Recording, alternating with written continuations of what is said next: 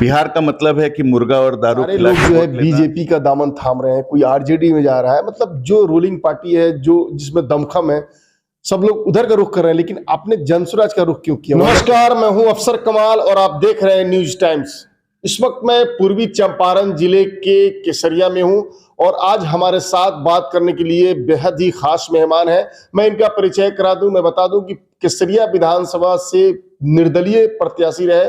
बतौर निर्दलीय प्रत्याशी उन्होंने बहुत अच्छा परफॉर्मेंस किया था और फिलहाल जनसुराज पार्टी के जिला उपाध्यक्ष Ravinder Singh Berwar. Sir, News Times में बहुत बहुत स्वागत है आपका।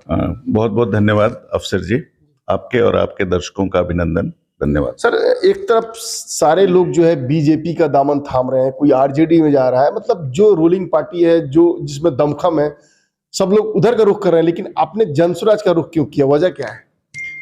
देखिए, बहुत सिंपल सी बात है कि इतने 70 साल लगभग हो गए हैं और 70 में से 40 साल लगभग इन दोनों पार्टियों के बीच हुआ है, राजद और जेडीयू के बीच में, बीजेपी बीच में इधर उधर होती रही है। तो सवाल ये है कि जब दोनों में से कोई भी उस स्तर पे नहीं पहुंचा रहा है, बिहार को एक कदम भी, एक पोजीशन भी आगे नहीं ले जा पाया है। हम जहां थे लास्ट स्टेज पे, लास्ट नंबर हमारा था, वो आज तक बरकरार है। तो फिर कुछ न कुछ परिवर्तन करना पड़ेगा।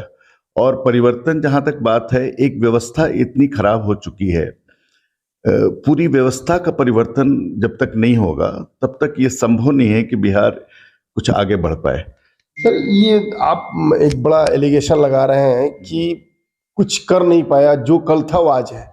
लेकिन जो जदयू की सरकार है, जो एनडीए की गवर्नमेंट है, इससे पहले मतलब आरजेडी के साथ भी उनका अलायंस रहा, उनका ये दावा है कि इससे पहले बिहार को ऐसा चीफ मिनिस्टर मिला नहीं। और जो पिछले 20 सालों में काम हुआ, लगभग नीतीश जी का 20 साल का टर्म पूरा होने जा रहा है, 20 सालों में जो काम हुआ, ऐसा काम बिहार में कभी नहीं हुआ। बिजली के क्षेत्र हो या फिर पानी हो, लाइट हो, बिजली, सब सड़क हो, ये चीज तो दिख रहा है। देखिए, दो तरह से अगर हम इसको समझें, अगर हम जापान का एग्जाम्पल लें, हिरोशिमा के उसके बाद जापान पूरी तरह से धाराशायी हो गया था और जापान आज कहाँ है ये हमारे सामने है। अगर हम इंटरनेशनल लेवल पे कंपैरिजन नहीं भी करें तो हम नेशनल लेवल पे लेते हैं। नेशनल लेवल पे भी अगर हम लेते हैं तो गुजरात का कोई भी शहर अगर बिहार के किसी भी शहर से कंपेयर किया जाए तो इसी दौरान, इसी पीरियड में गुजरात का मान लीजिए सूरत फॉर एग्जांपल, जहाँ पे हमारे लाखों लोग बिहार के काम करते हैं, उस सूरत प्लेग के मारे जो उसकी अवस्था हो गई थी, बिल्कुल धाराशायी, एकदम खत्म हो गई थी व्यवस्था प्लेग के कारण। और वो सूरत जहाँ पे है उसका 1/10 1/50 भी हमारा बिहार अभी तक नहीं है। जैसे आप पटना का ही ले लीजिए, पटना अहमदाबाद को नहीं कंपेयर के, पटना सूरत को कंपेयर कर लीजिए, कोई अवस्था नहीं है। हमको कहीं ना कहीं अगर समझना होगा बात को कि हम लोग कहाँ पहुंचे हैं, तो उसको एक किसी से कंपेयर करना पड़ेगा ना भाई। अगर नंबर मिलेंगे तो 100 में से मिलेंगे, कोई मैक्सिमम मार्क्स होना चाहिए, कोई स्टैंडर्ड होना चाहिए। तो स्टैंडर्ड कंपैरिजन हम किसी से भी कर, महाराष्ट्र के किसी स्टेट से कर लें, बॉम्बे से कर लें, इंदौर से कर लें, भोपाल से कर लें, कहीं से भी, किसी भी देश के किसी उससे कर लें, बिहार हमारा कहीं नहीं है। एकमात्र जो हमारा मतलब गुण है वो है मजदूर प्रोड्यूस करना। और मजदूर की फैक्ट्री के रूप में बिहार आज पूरे विश्व में विख्यात है। मजदूरों को बिहारी बोल के गाली दिया जाता है। ये सब अवस्था के ऊपर कोई रिएक्शन नहीं है, न राजद का रिएक्शन है, न जेडीयू का रिएक्शन है, न बीजेपी का रिएक्शन। मान लीजिए कि यहाँ पे 39 एमपी जीते हैं ना भाई। जब इनका गठबंधन था, जिस विनिंग गठबंधन में 39 एमपी जीते हैं, 26 एमपी का स्टेट है गुजरात। तो गुजरात में सारा कुछ हो गया 26 एमपी के स्टेट में, और 40 एमपी के स्टेट में मतलब मोदी जी ने विद ड्यू रिस्पेक्ट, उन्होंने बिहार के लिए एक बैठक भी नहीं किया है। प्रशांत जी बोलते हैं कि भाई एक बैठक तो किया होता 40 एमपी के लिए, तो एक बैठक तक नहीं हुई है। अब बताइए, ये हमारा महत्व है। ये महत्व क्यों है? क्योंकि हमारे एमपी लोग सीरियसली नहीं रिप्रेजेंट कर रहे हैं, या हमारे एमपीओं को सीरियसली लिया नहीं जा रहा है। हम लोग जानते हैं, हमारे एमपी जानते हैं, हमारे प्राइम मिनिस्टर जानते हैं कि बिहार का मतलब है कि जात पात में डिवाइड कर देना, बिहार का मतलब है कि जात धर्म में डिवाइड कर देना, बिहार का मतलब है कि मुर्गा और दारू खिला के वोट लेना, बिहार का मतलब है कि कुछ भी जो 5 पैसे दे के 10 पैसे दे के रुपए दे के वोट खरीद लेना। अच्छा, क्या मतलब जन स्वराज से आप जुड़े हुए हैं, जन स्वराज के जिला उपाध्यक्ष हैं, मैं देखता हूँ कि प्रदेश स्तर की मीटिंग में भी आप जाते हैं, तो आखिर जन प्रशांत जी के मन में चल क्या रहा है? पिछले 1-1.5 साल से वो जन स्वराज यात्रा पे हैं और इतना लाखों लाख का खर्च है। लोग कह रहे हैं कि उनके पास ना जॉब है, ना रणनीतिकार है, फिर इतना पैसे आ कहाँ से रहे हैं? और क्या लोकसभा चुनाव को लेकर आपकी पार्टी की क्या तैयारी है? देखिए, लोकसभा में हम लोग मेनली कहीं पे भी वो करने नहीं जा रहे हैं। अगर जिला कमेटी कहीं डिसाइड करती है कि भाई देयर इज अ कैंडिडेट, एक अच्छा कैंडिडेट है जिसको कि सपोर्ट करना चाहिए, जो हर तरह से सक्षम है, तो उसको हम लोग सपोर्ट कर सकते हैं एक दो। बट एज अ पार्टी बनी भी नहीं है अभी। पार्टी बनेगी जब प्रशांत जी का मोटा मोटी पूरा बिहार का दौरा हो जाएगा। ये डे 1 से ये डिसाइडेड है कि पूरा दौरा करने के बाद ही वो पार्टी का ऐलान करेंगे, और पार्टी की सारी फॉर्मेलिटीज कंप्लीट हैं, सिर्फ रजिस्ट्रेशन कराना है। It's not matter of big time, तुरंत हो जाएगा वो सब। लेकिन कंडीशन ये है कि दौरा जो है वो बिहार का कंप्लीट हो जाए पहली बार। इसलिए हम लोग एमपी चुनाव में किसी से कहीं पे भी नहीं लड़ने की पोजीशन में है और न लड़ेंगे। दूसरी बात यह है कि हम विधानसभा का जो चुनाव है उसमें 243 में से 242 सीट नहीं लड़ेंगे, पूरे 243 सीट्स लड़ेंगे। यानी विधानसभा में पूरे दमखम के साथ 243 सीट पे आएंगे। जी, इसमें कोई दो राय नहीं है। 243 मीन्स 243। तो हम सारी सीटों पे हम लोगों को चुनाव लड़ना है और उसकी तैयारी हम लोग कर रहे हैं। हम लोग पंचायत लेवल पे जो इश्यूज हैं, जो प्रॉब्लम्स हैं, जो समस्याएं हैं, उन समस्याओं का डिनोटिंग हो रहा है, उनकी नोटिंग बन रही है। और आपके प्रखंड लेवल पे जो भी समस्याएं कॉमन हैं, जिसको कि सबको मिलके एक साथ सॉल्व किया जा सकता है, वो सारा स्ट्रेटजी साइमल्टेनियसली जैसे जैसे यात्रा भी चल रही है, ये स्ट्रेटजी भी बन रही है। तो इंटरनली हम लोग तैयार हैं इस तरह से कि जिस दिन हमारी सरकार बनती है या जिस दिन हम मेजॉरिटी में आते हैं, किसी पोजीशन में होते हैं, उस दिन हम लोग स्ट्रेटजी के हिसाब से, अपने प्लानिंग के हिसाब से सीधे इम्प्लीमेंटेशन शुरू करेंगे। और इसीलिए जो प्रशांत जी का लोगो है कि सही सोच, सही लोग और सामूहिक प्रयास, ये 3 बेस पे हम लोग चल रहे हैं। तो सही सोच तो ही है कि व्यवस्था परिवर्तन करना है, नेता परिवर्तन करने से बिहार में अभी कुछ नहीं होने वाला। ये देखते हैं ना कि कोई भी लीडर को जब कुछ बनना होता है तो पहले बहुत सारे वादे करते हैं कि ये करेंगे, वो करेंगे, मुंगेरी लाल के सपने दिखाते हैं, लेकिन जब उन्हें ये पद हासिल होता है तो उसके बाद से उन सभी बातों को भूल जाते हैं। तो नेता आपके भी नेता है, तो उनके साथ वो भी ऐसा कर सकते हैं, कैसे विश्वास किया जाए? नहीं, बात सही है, क्योंकि ज्यादातर नेता लोग जो है वो मुंगेरी लाल के सपने ही दिखाते हैं।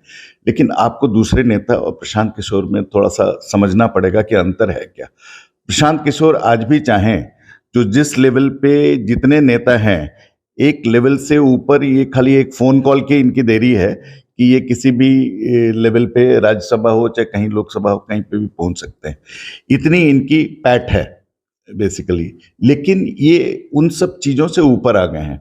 इनकी जो राजनीतिक आकांक्षाएं हैं वो पूरी हो सकती हैं फोन कॉल पे।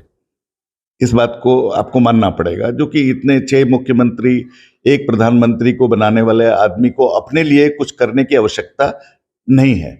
अब रह गया कि जब ये रियलाइजेशन हो गया कि भाई हमारा अपना स्टेट है, मातृभूमि से लगाव के कारण हो चाहे जैसे भी हो, उनको जब ये लगा कि अब मुझे किसी नेता को मदद करने की जगह बिहार को मदद करना पड़ेगा, बिहार के लोगों को मदद करना पड़ेगा, और बिहार के लोगों को बताना पड़ेगा कि एक एक वोट जो बिहार का है उसको जातिवाद से हट के, जात और धर्म से हट के ऊपर मुद्दे के ऊपर लाया जाए, सड़क पे लाया जाए, सड़क पे वोटिंग हो, स्कूल पे वोटिंग हो, स्वास्थ्य के ऊपर वोटिंग हो, तब वोटिंग जो है वो सही जगह पे जाएगी। और हम अपना नेता चुने, हम अपना नेता चुने, हम किसी पार्टी के ऊपर नहीं जाएं।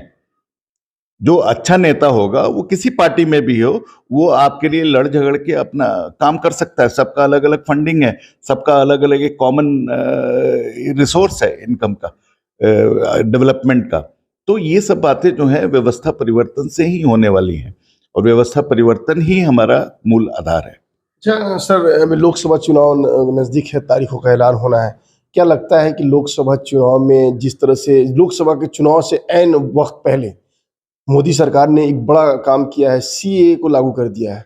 ये मोदी सरकार का मास्टर स्ट्रोक के रूप में देखा जा रहा है। आप इसको किस रूप से ले रहे हैं? देखिए, अगर जिस तरह से टाइमिंग है इसकी, तो ये मास्टर स्ट्रोक इसको कहा जाएगा, क्योंकि जब राजनीति का आधार ही जात पात और जात धर्म हो जिसका, उसके लिए तो मास्टर स्ट्रोक ही है। तो एक तरह से दो गुट में बांट देना, तीन गुट में बांट देना, जात पात में, जात धर्म में बांट देना, उसके लिए ये मास्टर स्ट्रोक कहा जाएगा बेसिकली। क्योंकि डेफिनेटली कुछ लोग उधर हैं, ओवैसी जैसे लोग हैं, दूसरे पक्ष में हैं वो लोग पोलराइजेशन का फायदा उठाते हैं उधर, और बाकी लोग पोलराइजेशन का फायदा उठाते हैं इधर। तो ये मास्टर स्ट्रोक इसीलिए कहा जाएगा कि ये पोलराइजेशन के लिए ये सक्षम है।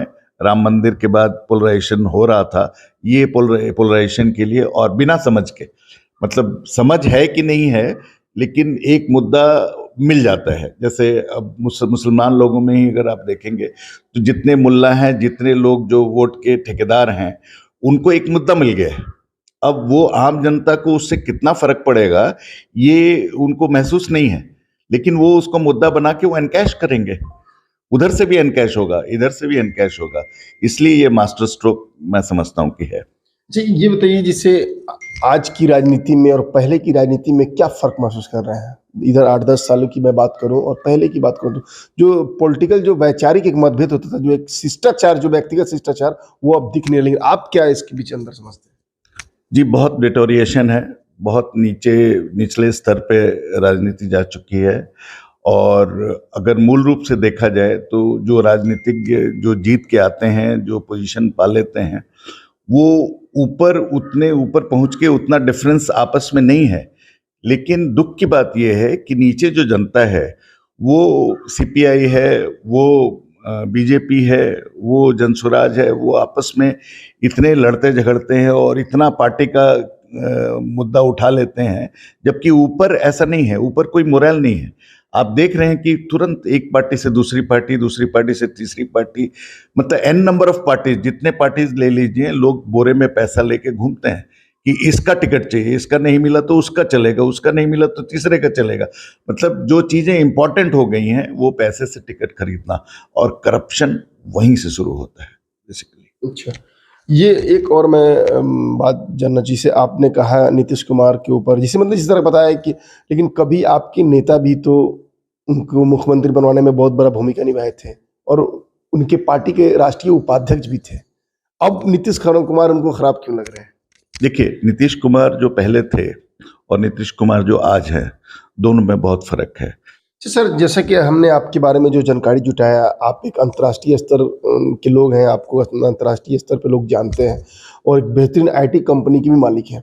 तो फिर इतने अच्छे सेटल होने के बाद, बिजनेसमैन होने के बाद, क्या जरूरत थी फिर राजनीति में आने की? जरूरत क्यों पड़ी? देखिए, जब आदमी एक लेवल पे पहुंच जाता है, तो या तो वो घर पे बैठ के आराम से अपना मतलब दिन बिताए, दिन काटे, और तरह तरह की बीमारियां इनवाइट करे बैठे बैठे घर पे। तो मेरे लिए ये संभव नहीं था। मेरे भाइयों को मैंने सेट किया पहले, सेटल सबको, जितने मेरे चचेरे भाई हों चाहे मेरे भाई हों, सब लोग जब सेटल हो गए तो मेरे बच्चे को सेटल करने का चैलेंज आया। उन दोनों बेटे हैं मेरे, दोनों को सेटल कर दिया है मैंने। तो अब मैंने सोचा कि जहाँ मेरा जन्मभूमि है, वहाँ पे कुछ इस तरह का एंगेजमेंट रखा जाए जिससे कि पॉजिटिविटी हो, जिससे कि यहाँ सकारात्मक बदलाव आए। और खास करके केसरिया एक ऐसी जगह है जो कि विश्व पटल पर कामयाब होने की क्षमता रखती है, और उस पोटेंशियल की समझ जो है वो लोगों में नहीं है, नेताओं में भी नहीं है। वो सोचते भी नहीं है इस डायरेक्शन में कि क्या किया जा सकता है केसरिया के साथ। तो मेरा ये कॉन्सेप्ट क्लियर है कि केसरिया जो है वो विश्व पटल पे लाने की क्षमता इसमें है। और मैं अपनी तरह से नेता बनूं, मतलब जीतूं या हारूं, लेकिन मेरी ये हार्दिक इच्छा है कि मैं जन्मभूमि के लिए, जन्मभूमि के अंदर जो पोटेंशियल है, जो क्षमता है, उस क्षमता के अनुसार अपनी जन्मभूमि को पूरे विश्व पटल पे इसका झंडा लहराए। 2020 के विधानसभा चुनाव आपने एज ए निर्दलीय इंडिपेंडेंट कैंडिडेट लड़ा था और बहुत अच्छा परफॉर्मेंस रहा था। 2025 में मैं उम्मीद करूं कि आप जन स्वराज से मतलब प्रशांत किशोर जी के बैनर तले आप चुनाव लड़ेंगे केसरिया से। जी, मैं प्रयासरत हूँ इस चीज़ के लिए। और जो व्यवस्था परिवर्तन का आधार है प्रशांत किशोर की पूरे सिस्टम में, उसमें ये है कि यहाँ पे जो भी संस्थापक सदस्य बनेंगे वो लोग डिसाइड करेंगे कि चुनाव कौन लड़ेगा यहाँ से। तो मैं ये हाथ उठा के ये नहीं कह सकता कि मैं चुनाव लड़ूंगा। मैं अपनी इच्छा जाहिर कर सकता हूँ और भी लोग इच्छा जाहिर करेंगे, लेकिन हमारे जो संस्थापक सदस्य हैं वो डिसाइड करेंगे बेसिकली कि चुनाव कौन लड़ेगा। होपफुली संस्थापक सदस्य मुझे हर तरह से सक्षम पाएंगे और हर तरफ से उनका प्यार मुझे मिलेगा, तो फिर मैं चुनाव लड़ूंगा जरूर।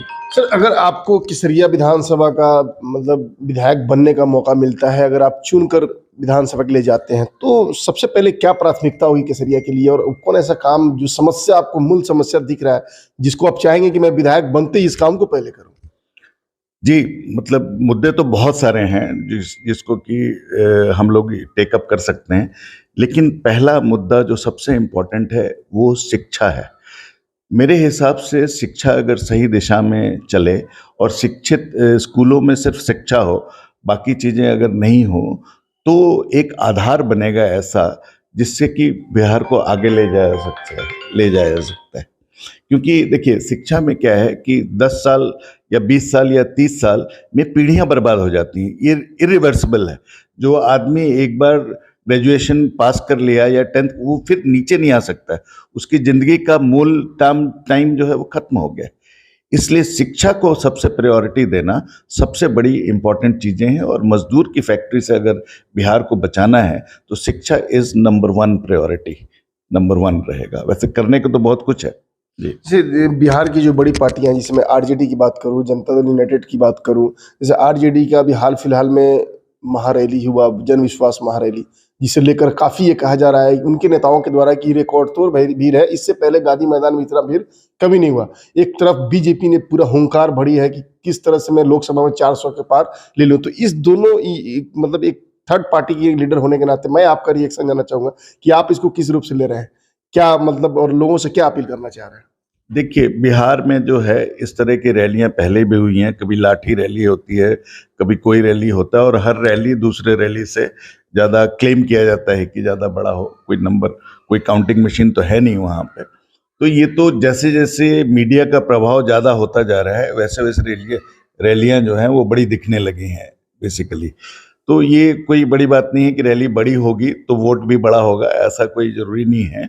और मुझे ऐसा लगता है कि जब विकल्प सामने आएगा, अभी तक कोई विकल्प नहीं दिखता था हमारे वोटरों को। जब जनसुराज के रूप में एक ऐसा विकल्प आएगा जो कि जात पात के ऊपर बात नहीं करेगा, जो जात और धर्म के ऊपर बात नहीं करेगा, जो मुस्लिम समुदाय और हिंदू समुदाय को बिल्कुल बिल्कुल साथ लेके चलेगा बिना किसी भेदभाव के, उस पार्टी को विकल्प के रूप में देख करके बहुत बड़ा परिवर्तन एकदम दिख रहा है मुझे विधानसभा में। प्रशांत किशोर क्या चाहते हैं कि सरकार सत्ता पलटे या फिर सत्ता जो अभी चल रहा है वही रहे? सत्ता पलटे या वही रहे, ये दोनों में प्रशांत किशोर का अभी कोई ओपिनियन नहीं है इस मामले में। देखिए, उनका ये समझना है कि लोकतंत्र व्यवस्था जहाँ पे है वहाँ पे ऑपोजिशन जो है वो बिल्कुल मजबूत होना चाहिए। ऐसा नहीं कि डिक्टेटरशिप की तरफ अगर आदमी मूव करता है, कोई भी व्यवस्था जो डिक्टेटरशिप की तरह अगर मूव करती है तो वो हमारे लिए, हमारे उसके लिए, सिस्टम के लिए ठीक नहीं है, डेमोक्रेसी के लिए ठीक नहीं है। एक मैं आपका पॉइंट ऑफ व्यू जानना चाहूँगा। आप पढ़े लिखे हैं और बहुत दुनिया आप घूमते हैं। जिस तरह से चुनी हुई सरकारों को गिरा देना, जिस तरह से दूसरे पार्टी के चुने हुए एमएलए को हर्ष ट्रेडिंग करना, तोड़ देना, ये कैसा देखिए, इसको किस रूप से ले रहे हैं? ये ओवर एम्बिशियस है। ये जैसे एक दो स्टेटमेंट पहले आया था कि कांग्रेस को बिल्कुल हम लोग जीरो कर देंगे, ख़त्म कर देंगे। ये एग्रेसिव स्टैंड जो है डेमोक्रेसी के लिए ठीक नहीं है। तो ये इसके लिए मैं आई एम नॉट हैप्पी कि इस तरह का स्टेटमेंट हो जाए और डेमोक्रेसी ख़त्म हो जाए, अपोजिशन ख़त्म हो जाए। अपोजिशन क्यों ख़त्म हो? ये तो गलत बात है मेरे हिसाब से। अच्छा, अंत में सर केसरिया वासियों से कुछ अपील करना चाहेंगे? मैं केसरिया वासियों को इतना ही बहुत दो बातें कहूँगा। पहली बात तो ये है कि आप जब भी अपने बहुमूल्य वोट का यूज़ करते हैं वोटिंग करते हैं तो आप अपना नेता चुनिए। आप मुख्यमंत्री और प्रधानमंत्री मत चुनिए, क्योंकि आपका नेता अगर सक्षम है तो वो किसी से भी किसी भी लेवल पे काम करा सकता है। और अगर पीछे पीछे घूमने वाला नेता आप चुनेंगे तो वो आपके काम नहीं आएगा। वो पीछे पीछे घूम के टिकट ले लेगा, पैसे खर्च करके टिकट ले लेगा और फिर आपकी मजबूरी हो जाएगी। पहली बात है कि अपना नेता चुने। दूसरी बात, आप जो अपना वोट छोटी छोटी बातों में इधर उधर कर देते हैं, कुछ पैसे लेके, हमारा जो कुछ वर्ग है जो कि इधर उधर वोट करता है, कुछ वर्ग मिडिल क्लास ऐसा है जो कि जात पात पे बिल्कुल हैवी रहता है, ऊंचा जो टॉप के लेवल हैं वो वोट के ठेकेदार होते हैं। इस तरह की बातें नहीं हो तो ज़्यादा अच्छा है। दारू मुर्गा पे वोट नहीं हो, जात पात पे वोट नहीं हो, कुछ पैसे लेकर वोट अगर नहीं होगा तो निश्चित रूप से सही आदमी चुना जाएगा, और सही आदमी चुना जाएगा तो सारा कुछ बदल जाएगा। बहुत यही बहुत अपील है शुक्रिया मेरी। मेरे साथ बात करने के लिए। जैसा कि आप देख रहे थे कि इस वक्त हम जन स्वराज पार्टी के जिला उपाध्यक्ष और पूर्व प्रत्याशी केसरिया रविंदर सिंह बिरवार सिंह से बात कर रहे थे। न्यूज़ टाइम्स केसरिया।